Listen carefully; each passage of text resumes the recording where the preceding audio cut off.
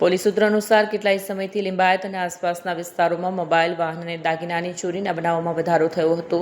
પોલીસે જુદી જુદી તપાસ ટીમો બનાવી આ કેસોની તપાસ કરી ઝડપી કાર્યવાહી કરી. કાનૂની પ્રક્રિયા પૂર્ણ થતાં ચોરાયેલ માલ જપ્ત કરી તેના અસલ માલિકોને પરત સોંપવાની કાર્યવાહી હાથ ધરવામાં આવી. કાર્યક્રમ દરમિયાન ઘણા અરજદારોના ચહેરા પર ખુશી જોવા મળી. પોતાના ગુમ થયેલા મૂલ્યવાન સામાનને પાછો મેળવીને એક મહિલાએ કહ્યું કે પોલીસનો આ પ્રયાસ ખરેખર સરાહનીય છે. લિંબાયત પોલીસ સ્ટેશનના ઇન્સ્પેક્ટરે જણાવ્યું છે કે ચોરાયેલો મુદ્દામાલ પરત કરવો એ પોલીસની પ્રાથમિકતાનું એક છે.